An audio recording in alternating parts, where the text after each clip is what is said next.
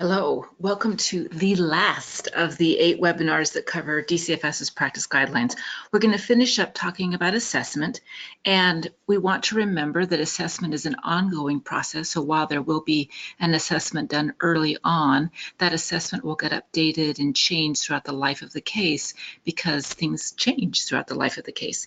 And also, we'll talk about this a little bit more in a few minutes, but remember, as a foster parent, you're a vital piece of the assessment because you are going to be living with the child and you'll have information about the child's functioning that is unique to your perspective.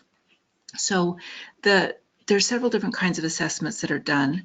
We're going to talk about 2 specific ones in this webinar. The first one is the Utah Family and Children Engagement Tool. It's a trauma-informed tool, and its primary task is to identify the trauma that the child may have had, maybe still currently experiencing, and their current functioning, and then that would be used to determine treatment options for that child.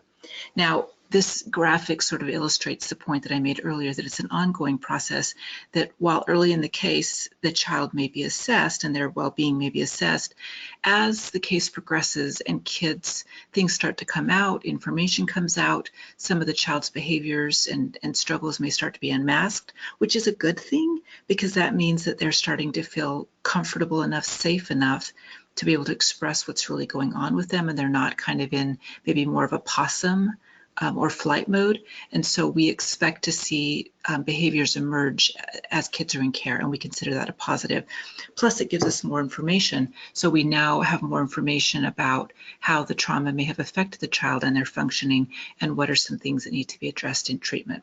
So make sure you keep in contact with your caseworker, understanding this is a dynamic, ongoing process, and let the caseworker know how things are going, progress that's being made, setbacks, difficulties, triumphs, all those kinds of things are going to be a piece of this.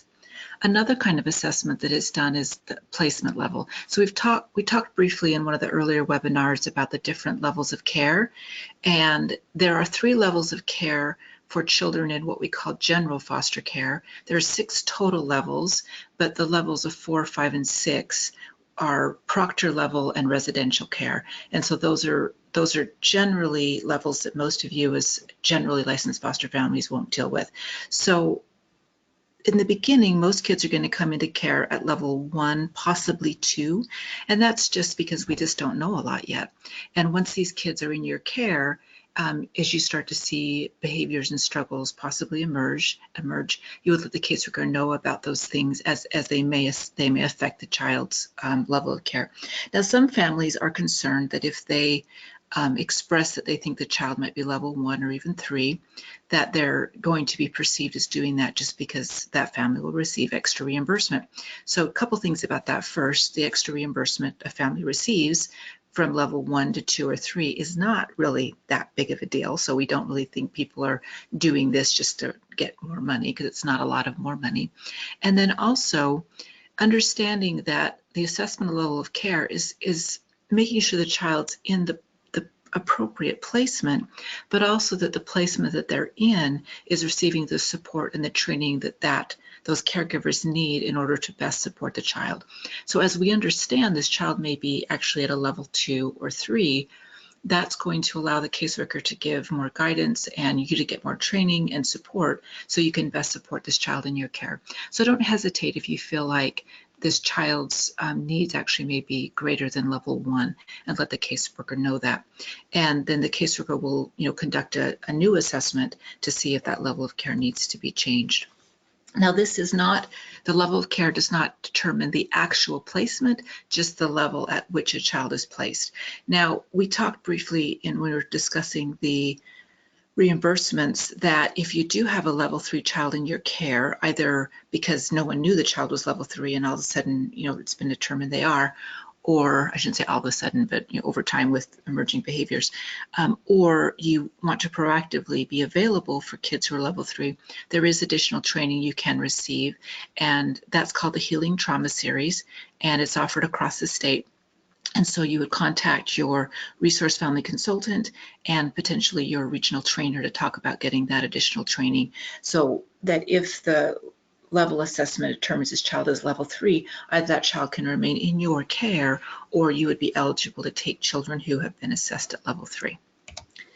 And then this isn't so much an assessment as a plan, but the assessment can help inform it. The assessments can help inform this plan. So the child and family plan, the initial or primary goal of almost all cases initially will be reunification. They'll also set what's called a concurrent plan, which is kind of track B. So if track A doesn't work out, we don't have to start from scratch. We already have kind of a plan B in the works. And for most cases, that's going to be kinship. And so they'll start looking for kinship right away to try to identify kin that might be available. And so that will usually be track B, whether it's specific kin or kin in general. And then long-term placement with a foster family, potentially permanency through adoption, that would probably be like another track if A and B didn't work out. So if the child's in your care the first 45 days of after removal, you will be involved in the creation of this plan. You will always receive a copy of it, regardless of when it was done.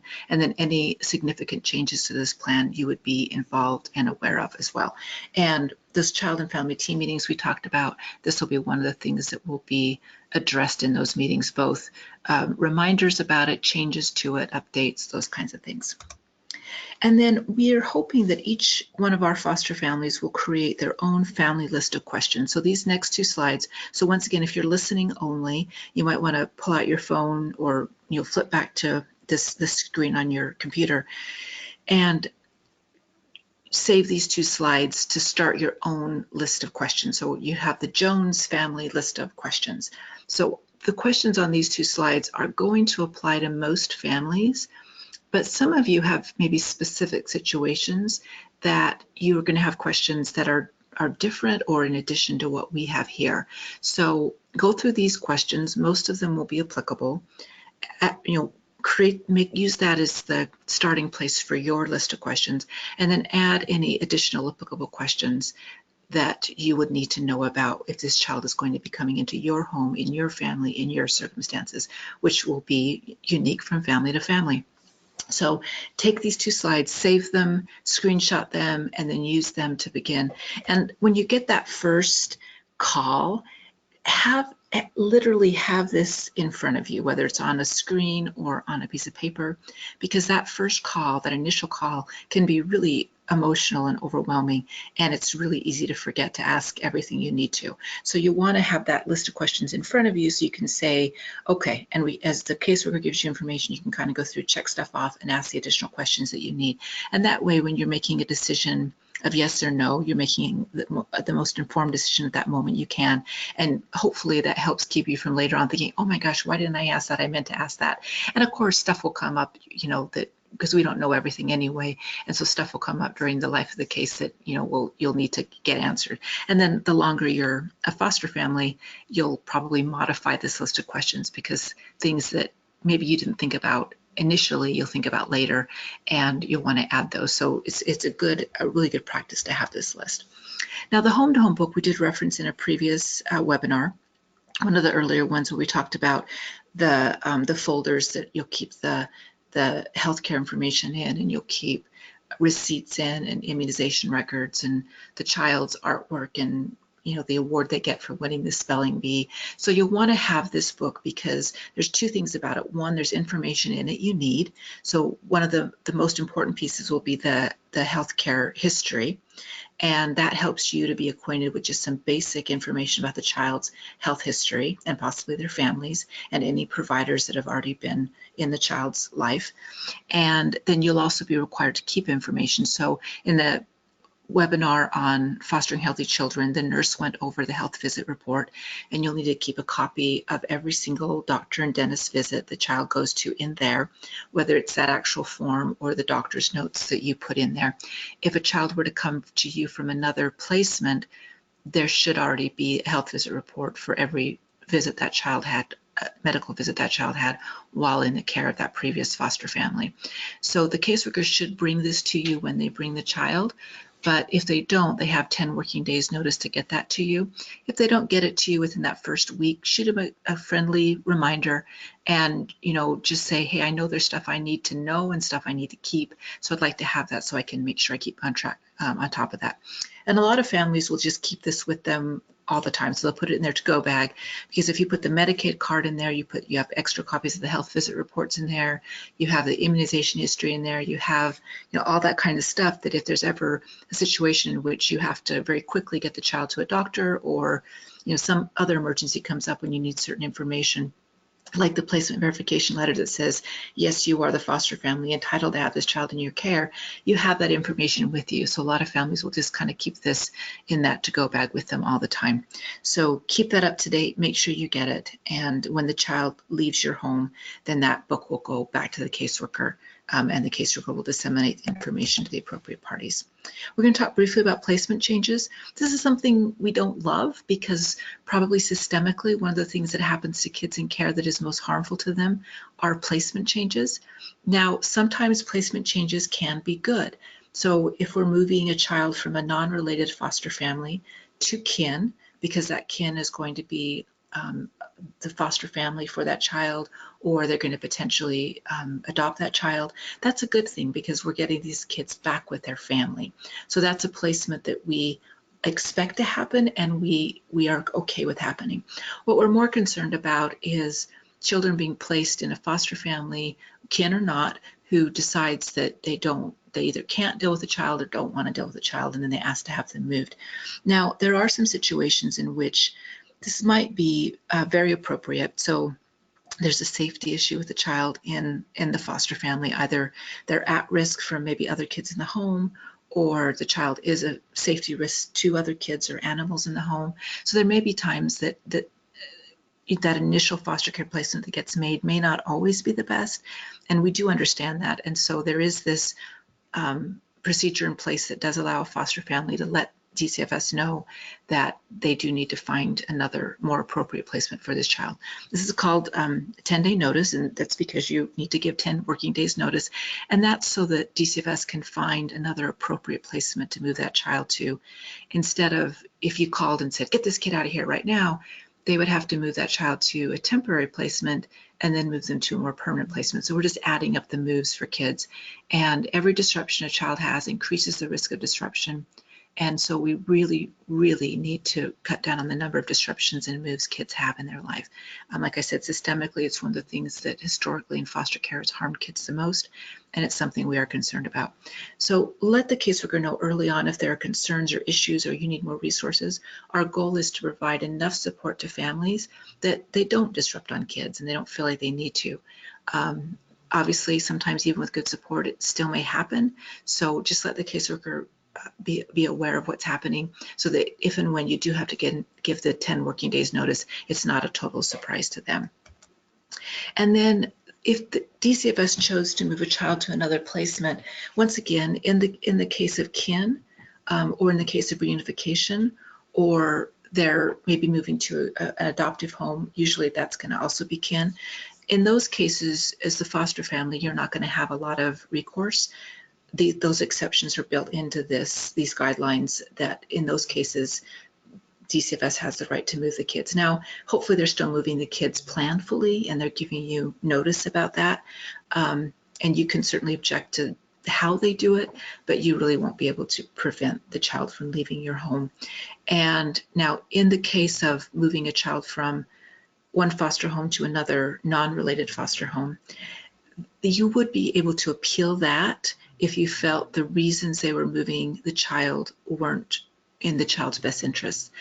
Now, generally, DCFS doesn't want to move kids because they don't think it's good for kids. So if they are moving a kid, they probably have a compelling reason to. And in those cases, even if a foster family were to appeal that, that appeal probably wouldn't be upheld, and DCFS would still be able to move the child, because once again, they're going to probably only be doing this in compelling circumstances. Now, there is due process, and that allows you to go through the procedures of submitting an appeal, having a hearing, making sure that your concerns are being met, and So just know you will be heard, but the likelihood, once again, of it changing the outcome may be slim. And then your request for due process will come, it's a formal process where there's a form, which will be our next slide, and you would submit that form to DCFS. It's a request for administrative hearing that would allow you then to discuss your concerns with the administration. There may be times in which the appeal will be upheld. So I'm not saying don't ever do this if you feel that it would be the best thing for the child. Just know that sometimes we have competing interests and competing points of view, and in those cases, usually DCFS's point of view will win out, as they are the official guardians of the child. And then this is just the form that would be used. And so once again, if you're just listening, you might want to pull out your phone or switch over to the slide. And you can save this slide too. And this form is also available online, or your resource family consultant would also be able to give you a copy of that. And this is just the formal manner of requesting a hearing with DCFS. Now, in this case, DCFS's decision to move the child right away, obviously that's going to be a case in which they feel the child is at immediate risk. So this is usually not based upon just an allegation. There's usually going to be corroborating evidence or some other kind of concerns. And in this case, you would get personal communication from the caseworker, but not written notice until after the child is moved from your home. And it doesn't happen a lot, but just to be aware that in the case of an allegation with real concerns or corroborating evidence, it could happen. And then the agency's decision to return a child home, this hopefully also would not take you by surprise. So you've been going to visits, and you've been going to the child and family team meetings, and you've been going to court, and you're keeping in contact with a caseworker, and maybe you've established, some relationship with a biological family. So when that caseworker calls you and says, okay, we have a return home date, and it's in a couple of weeks, you won't be shocked by that. And that 2 weeks, which is ideal, gives time to transition the child back home. So overnight visits, maybe a weekend visit, and for the child to be able to kind of have those goodbye parties with friends and family that they've acquired while being in the foster home.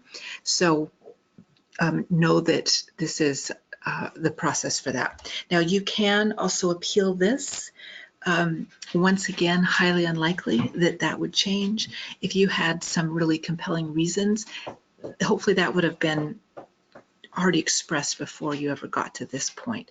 So, but you still do have the right to express your concern and be heard in this circumstance.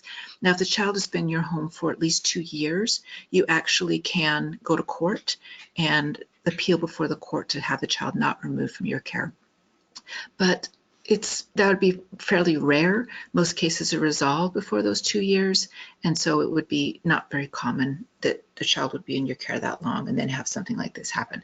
But this is just here so you know what this process would be if in any case you may come across this, which is unlikely. And then if you don't agree with the decision, you can appeal that decision too, and you would request once again that administrative hearing. And sometimes it just feels good to be heard, and a lot of times this process is there just so you can express your concerns maybe about how a case was handled. But once again, if you're concerned about how a case is being handled, you're talking about those things while it's happening and not waiting until a later point in the case, so that those things can get resolved along the way instead of at the end of a case. And then this last point, if a child were removed from your home based upon something the child alleged and with no corroborating evidence, you can appeal that too and be heard in that circumstance as well. So once again, that doesn't happen a lot, and hopefully it doesn't happen to you, but if it does, we wanted to acquaint you with the process. And then that's it. So you made your way through all of these 8 webinars. Make sure you take the quiz associated with the course 2 webinars, and you'll get a notification after you complete that quiz, and your regional trainer will also get a notification so they'll know you're done with this portion of pre-service training. So thank you so much. And once again, please don't ever hesitate to talk to your trainer, your caseworker, your resource family consultant, your licensor. There are a lot of people here who want to help you. Please let us do that. Thank you so much.